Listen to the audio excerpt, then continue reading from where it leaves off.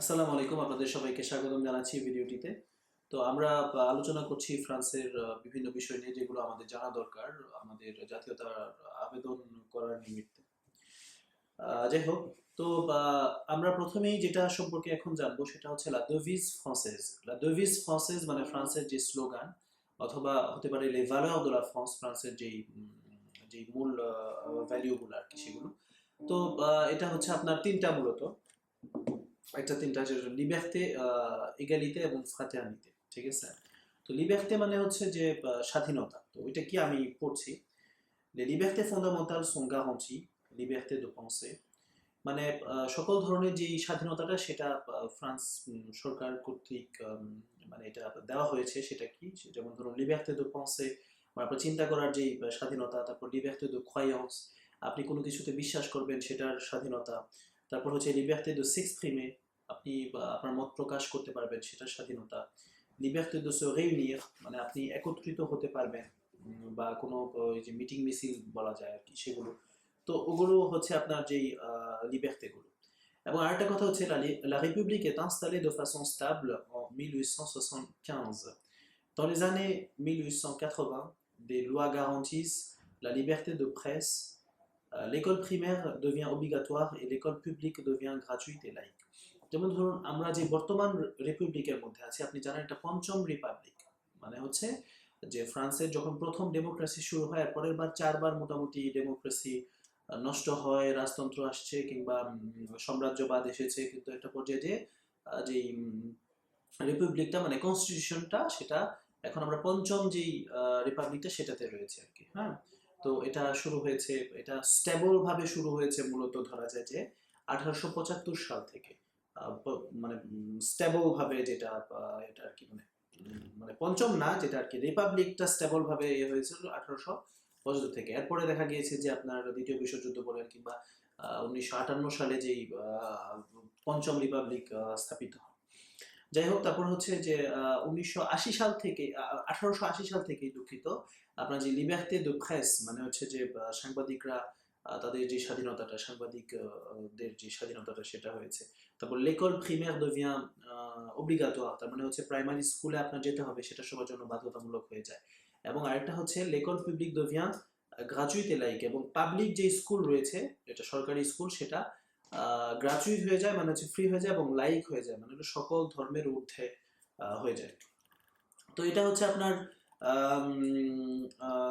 লিবার্তে আর কি, যেটা হচ্ছে আপনার স্বাধীনতা।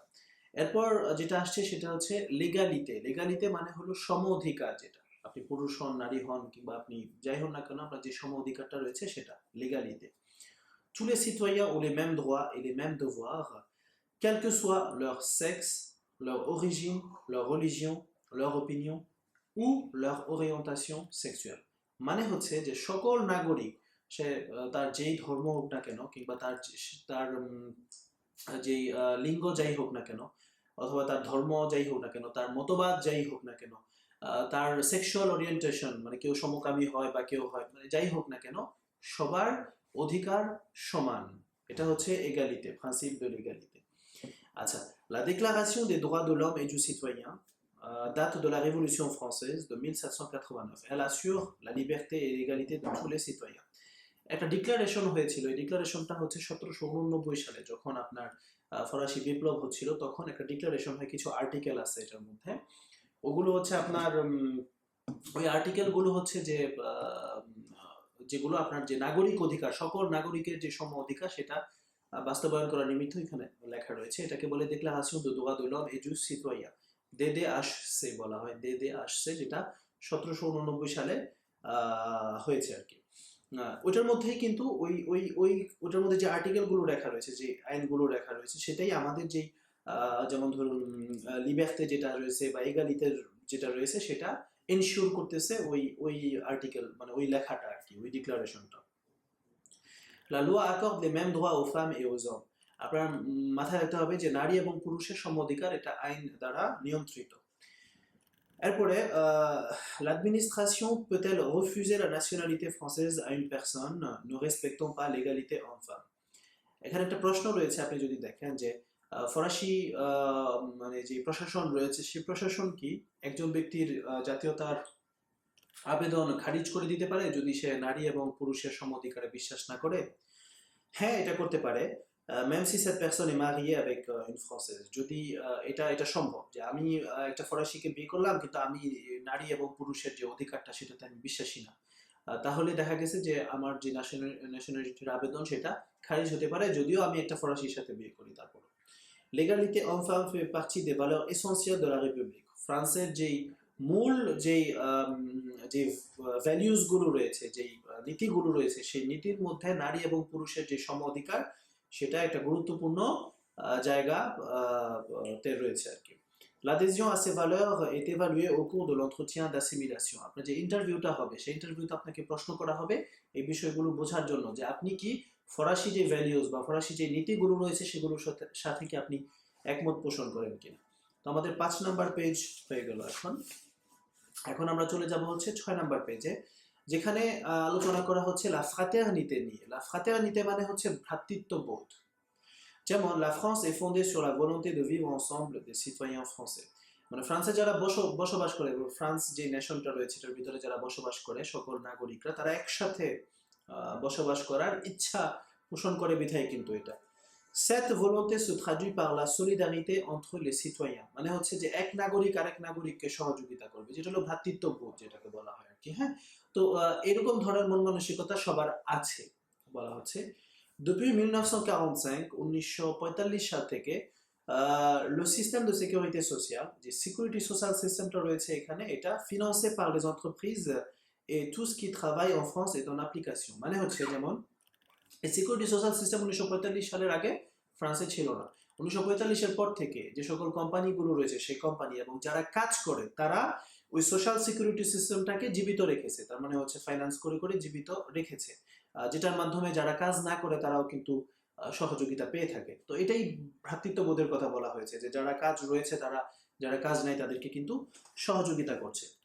এখন এখানে একটি প্রশ্ন রয়েছে, আপনি দেখেন, un employeur ne peut refuser d'embaucher un salarié en raison de ses origines, de son appartenance à une ethnie ou à une religion ou de son sexe। এটা হলো যে একটা একটা নিয়ম, সেটা হলো যে আপনি একটা কাজ খুঁজতে বেরিয়েছেন, এখন আপনি কোন দেশ থেকে এসেছেন সেটার উপরে, বা আপনি কি চিন্তা করেন সেটার উপরে, বা আপনার সেক্সুয়াল ওরিয়েন্টেশন কি, মানে আপনি সমকামী বা ইয়ে কিনা, মানে এটার উপর নির্ভর করে ওই আপনার যে যার কাছে কাজ চাচ্ছেন সে আপনাকে কাজ দিবে না, এটা করতে পারে না, ঠিক আছে, সে এটা করতে পারে না। তো এটা এটা এরকম যদি হয় তাহলে আপনি আইনত ব্যবস্থা নিতে পারেন। তারপরে হচ্ছে La France condamne les discriminations, c'est-à-dire toutes les pratiques qui défavorisent une personne ou un groupe par rapport aux autres. La France condamne les discriminations. Discrimination মানে হচ্ছে racism যেটাকে বলে আর কি, বর্ণবাদ যেটা, সেটা ফ্রান্সে কিন্তু নিষিদ্ধ, ঠিক আছে। এটা কোন্দান মানে হচ্ছে এটা শাস্তিযোগ্য অপরাধ। বলা যেমন আপনি কোনো ব্যক্তি বা কোনো গ্রুপের প্রতি যদি আপনি এক ধরনের ঘৃণা পোষণ করেন সেটা ফ্রান্সে নিষেধ। লো রাসিজম এটাকে বলা হয় রাসিজম, সেটা দেলি। দেলি মানে হচ্ছে যে এটা আইনত দণ্ডনীয় একটি অপরাধ, সেটা দেলি। তো এরপরে যেটা আসতেছে, যেটা আমাদের ডোভিজের ভিতরে না কিন্তু একটা গুরুত্বপূর্ণ একটা বিষয়, সেটা হচ্ছে লা লাইসিতে। লা লাইসিতে মানে হচ্ছে ধর্মনিরপেক্ষতা। এখন এটা একটু ভালো করে বুঝতে হবে যে ধর্মনিরপেক্ষতা জিনিসটা কি, আমরা অনেকেই বুঝি না এই বিষয়টা। সেটা হচ্ছে লা লাইসিতে est un principe fondamental de la République। ফ্রান্সের একটা ফান্ডামেন্টাল বিষয় হচ্ছে এই লাইসিতে। আপনি জানেন 1905 না 7, আমি সঠিক মনে নাই, বাট 1900 সালের আগে এক সময় এগ্লিজ মানে চার্চ, তার একটা আলাদা ক্ষমতা ছিল, রাষ্ট্রের সাথে সম্পৃক্ত ছিল, কিন্তু একটা পর্যায়ে এসে একটা আইন করে সেটাকে আলাদা করে দেওয়া হয়েছে এবং ফরাসি ফ্রান্স যেই দেশ রয়েছে সেই দেশকে একটা পেই লাইক মানে হচ্ছে একটা ধর্মনিরপেক্ষ দেশ হিসেবে প্রতিষ্ঠিত করা হয়েছে। মানে হচ্ছে যে ধর্ম সরকারি কোনো কিছুতে ব্যবহার হবে না এবং রাষ্ট্রের কোনো বিশেষ ধর্ম থাকবে না, এটা হচ্ছে তার মূল বিষয়। মানে রাষ্ট্রের কোনো ধর্ম থাকবে না, কিন্তু রাষ্ট্রের ভিতরে যারা বসবাস করবে তারা তাদের ধর্ম পালন করতে পারবে, এটাতে কোনো বাধা নাই। এটা হলো মূল প্রিন্সিপাল। তো আমি পড়ছি, La laïcité est un principe fondamental de la République. Elle signifie deux choses, দুইটা জিনিস সেটা রিপ্রেজেন্ট করে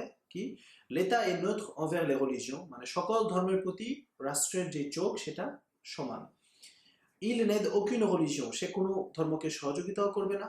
La religion relève de la vie privée de chacun, এটা রাষ্ট্র মনে করে যে এটা হচ্ছে সকলের একটা নিজস্ব পার্সোনাল বিষয়, এটাতে কোনো নাকও করাবে না। L'État garantit la liberté religieuse, chacun est libre de croire ou de ne pas croire et d'adopter la religion qu'il souhaite. রাষ্ট্র যারা ধর্মে বিশ্বাস করতে চায় তাদের পক্ষে, যারা ধর্মে বিশ্বাস করে না তাদের পক্ষে, যারা এরকম আর কি, এটা এটা মাথায় রাখতে হবে যে এখানে কোনো পার্টিকুলার আমি অমুকের পক্ষে না, এই ধরনের কিছু নয়, ঠিক আছে। তারপরে হচ্ছে এবং এই অধিকারটা আপনার রয়েছে যে আপনি আপনার ধর্ম পালন করবেন, আপনি যে কোনো ধর্ম যে কোনো বিশ্বাস আপনি স্থাপন করতে পারবেন, ধর্মীয় যে বিশ্বাস।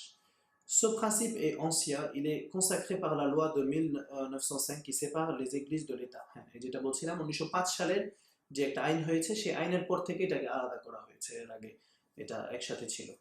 তো আমরা এখন যে বিষয়গুলো নিয়ে আলোচনা করলাম সেটা হচ্ছে যে লা devise বা les valeurs de la France, যেটা যেটা শুধু জানলেই হবে না, আমাদের সেটাকে বিশ্বাস করতে হবে, আমাদের সেটাকে মানতে হবে আমরা যদি সত্যিকারের ফরাসি হতে চাই এই ফ্রান্সে।